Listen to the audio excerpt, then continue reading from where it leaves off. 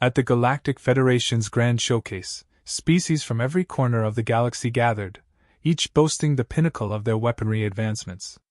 The room buzzed with excitement as displays of light, sound, and energy filled the vast space, showcasing weapons so sophisticated they seemed almost magical. Each demonstration was more impressive than the last, with plasma rifles that could melt metal, energy fields that repelled physical matter, and thought-activated armor that moved as if alive. The alien dignitaries, clad in their ceremonial garb, watched with admiration and respect, nodding approval with each unveiling. When humanity's turn arrived, a curious silence fell over the room. Representatives from Earth, in their simple uniforms, stepped forward and began setting up their display. Alien eyes widened, and a few gasps of disbelief were audible when the humans unveiled ballistic weapons. Plain, old-fashioned guns, ammunition, grenades, and heavy explosives, the sort that other species hadn't seen in use for centuries. The humans proudly introduced each piece, explaining their function with straightforward language that only heightened the bafflement of the audience. As the explanation ended, murmurs of amusement rippled through the crowd. Representatives from other species exchanged bewildered looks, while some stifled laughter. To them, this was beyond quaint, it was barbaric.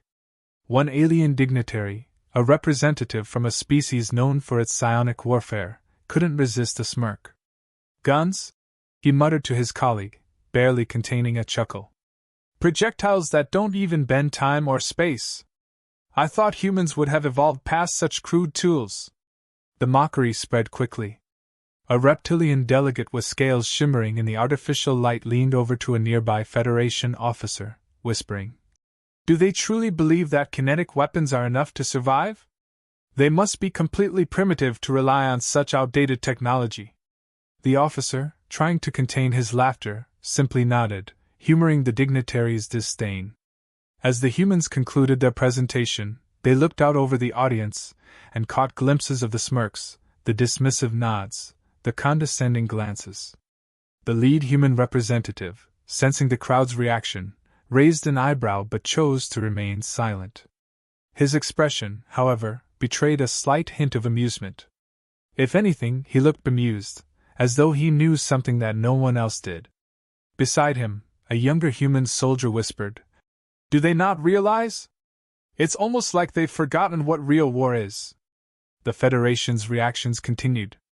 Delegates from various species took turns giving thinly veiled critiques. Some praised the humans for their dedication to tradition, while others remarked on their commitment to low-cost solutions. A large, burly alien from the Vila race couldn't resist the opportunity to make a loud joke about how even a child could deflect a bullet, earning scattered laughter from those around him. Throughout the hall, there was an unspoken consensus: humanity's choice of weapons was laughable. In an era of plasma, antimatter, and nanotech, the idea of kinetic projectiles seemed absurdly primitive. But despite the ridicule, humanity's representatives stood firm. No one bothered to explain or justify their choices, and they certainly didn't argue back. Instead, they maintained an air of quiet confidence that went unnoticed, lost amid the waves of derision. Yet there was a sense of irony in the air, an undertone that only the humans seemed to sense. As they packed away their weapons, the lead representative's gaze lingered on the crowd for a moment longer. His eyes scanned the laughing, sneering faces, and a quiet smile played at the corners of his mouth. It was as though he was waiting for something, though no one else could have guessed what. Unfazed by the criticism, the humans left the showcase hall with their weapons in tow, their steps steady, their faces calm. The sound of alien laughter echoed in the background, fading as they exited. Once outside, one of the human delegates chuckled softly. "They'll never understand, will they?" The lead representative shook his head, a slight glint in his eye. "No," he replied, a hint of anticipation in his tone. "But they'll learn. Sooner than they think." Not long after the showcase, a dark force descended upon the Federation's outermost territories. The Dranthari, an ancient race thought to exist only in myth, swept across Federation space with ruthless precision. Their arrival was sudden, their demands simple: surrender or face annihilation. The first planets to encounter them barely had time to register what was happening before they fell. Federation defenses, though sophisticated, proved woefully inadequate against the Dranthary's might. Entire fleets were decimated within moments, and panic spread as messages from the front lines grew increasingly desperate. As the Federation scrambled to organize a defense, they quickly realized they were up against technology that defied their understanding. The Dranthary's ships were equipped with shields unlike anything they'd seen before. Federation plasma beams, designed to melt through any known armor, dissipated harmlessly against these barriers. Laser-guided missiles, which could track targets with near-perfect accuracy, were neutralized mid-flight by the Dranthary's antimatter countermeasures. Even telepathic attacks, usually effective against most species, were blocked by advanced psi-shields that rendered Federation psionic weapons useless. Desperation mounted with each passing day. Alien commanders, once confident in their military prowess, were now watching in horror as every countermeasure they threw at the Dranthary failed. The Federation's most celebrated generals, revered for their strategic brilliance, found themselves outmaneuvered and outmatched.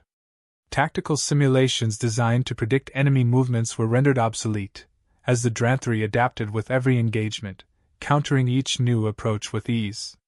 On the Federation's command deck, tension was palpable as reports streamed in from battlefronts across multiple systems. Conversations that once carried an undertone of pride and assurance now crackled with fear and helplessness. Leaders from dozens of species looked to each other, seeking answers, but finding only the same grim realization reflected back at them. The Dranthary were unstoppable. Their technological superiority was absolute, their mastery over energy-based defenses unparalleled. For the first time in centuries, the Federation was facing an existential threat it could not contain. Amid this chaos, humanity's representatives waited, watching silently as one alien leader after another proposed increasingly desperate strategies. A psionic general from the Thoraxian species suggested focusing on mental warfare, but his plan was quickly dismissed. The Dranthary had already proven impervious to psychic attacks. Another leader proposed using gravitational weapons, hoping the raw power would break through the enemy's shields. Yet when the Federation deployed these weapons, they found that the Dranthary's shields absorbed the gravitational force as if it were nothing more than a breeze. With options dwindling, the Federation's highest council finally turned to humanity. The alien leaders, their faces etched with reluctance, asked if humanity's ballistic weaponry could offer anything more. The question hung in the air, tinged with a mixture of skepticism and desperation.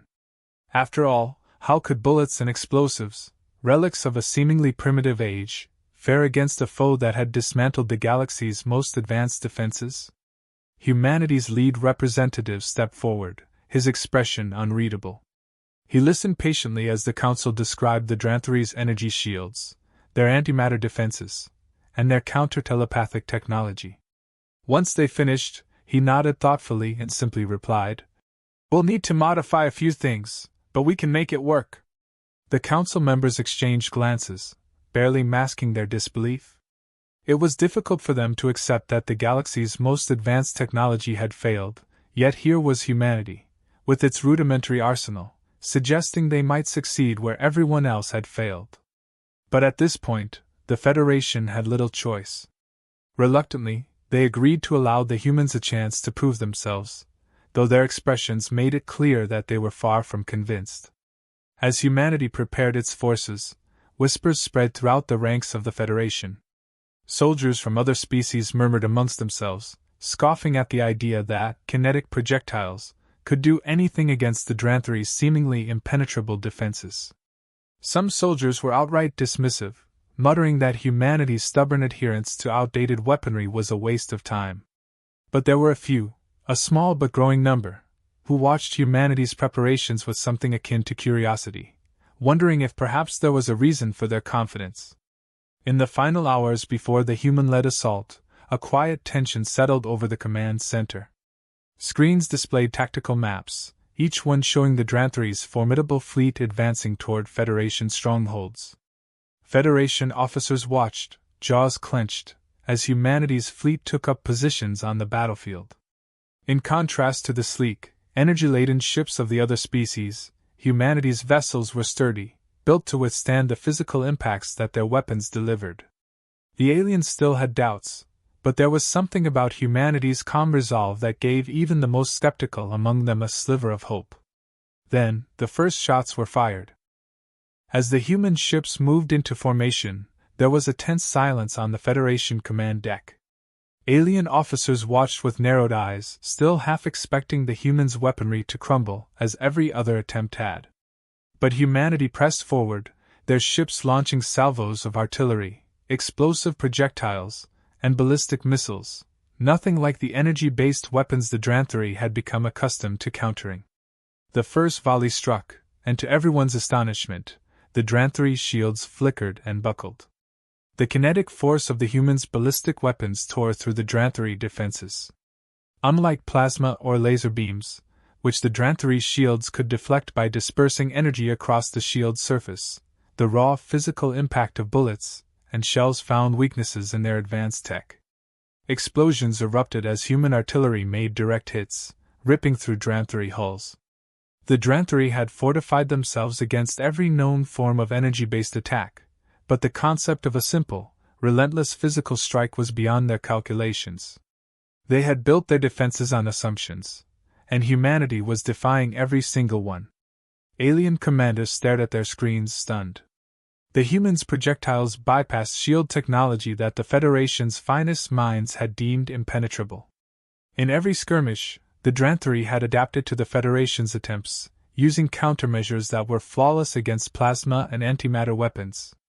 But humanity's blunt, explosive attacks had caught them off guard, disrupting their shields and bypassing their defenses entirely. Dranthari's ships began to fall, one by one, their once impenetrable armor yielding to the humans' relentless barrage. Word spread quickly among the Federation fleet. Officers whispered to one another in disbelief, watching the human assault unfold. Despite all of their doubts, despite the Federation's long-standing scorn for humanity's primitive weapons, the results were undeniable. Humans were advancing, pushing the Dranthari back, leaving a trail of destruction in their wake. It was a brutal yet efficient counteroffensive, executed with an intensity that the Dranthari were clearly unprepared for. The Dranthari attempted to adjust, deploying defensive tactics that had foiled the Federation time and time again. They repositioned their ships, amplifying their shield frequencies, and scrambled their antimatter countermeasures. But none of it worked. No matter how they adapted, humanity's weapons hit with an unpredictable force that shattered their formations. Bullets and missiles slammed into their ships in chaotic patterns, overwhelming their carefully calibrated shields and causing systems to short out, metal to buckle, and hulls to tear apart. At the Federation's command center, the mood shifted from disbelief to hope. Alien officers who had once scoffed now watched with wide eyes, whispering among themselves in admiration. There was something undeniably effective, almost poetic, in humanity's approach. Simplicity, it seemed, had turned into an unanticipated advantage. While other species had spent centuries perfecting energy-based warfare, humanity had quietly mastered the art of kinetic destruction, a method that was now saving the Federation from annihilation. The Dranthari fleet, once an unstoppable force, began to falter. Each impact from humanity's weapons chipped away at their defenses, forcing their ships into disarray. The Federation's forces rallied behind the humans, emboldened by the sight of the Dranthari in retreat. Species that had once dismissed humans as technological inferiors now saw them in a new light, recognizing the ingenuity and strength that lay behind their seemingly primitive tactics. Side by side, they joined the battle, using their own methods to support humanity's advance, taking advantage of the weaknesses that humans had exposed in the Dranthari defenses. With the Dranthari fleet crippled and scattered, the Federation pressed the advantage. Humanity led the final charge, their projectiles tearing through the remaining Dranthari ships with relentless precision. One by one, the invaders were forced to retreat, their once untouchable fleet shattered by a technology they had failed to anticipate. As the last of the Dranthari ships withdrew, a triumphant cheer erupted among the Federation ranks.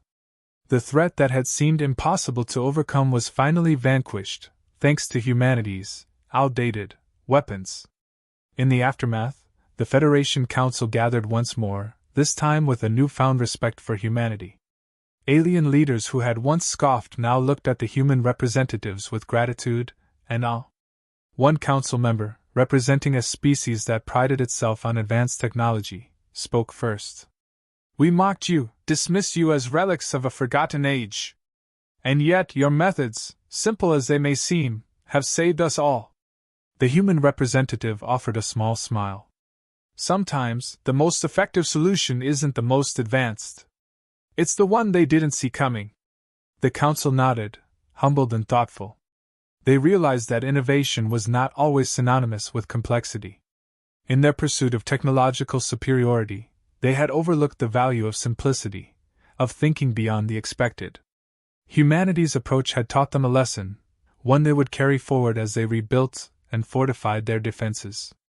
As the meeting adjourned, there was a quiet but unmistakable sense of unity.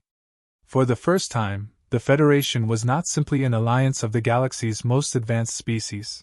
It was an alliance that included humanity as an equal, respected and admired for their unique strengths. The humans had not just saved the Federation, they had changed it, showing that sometimes, even the most outdated weapon could hold the power to alter the course of history.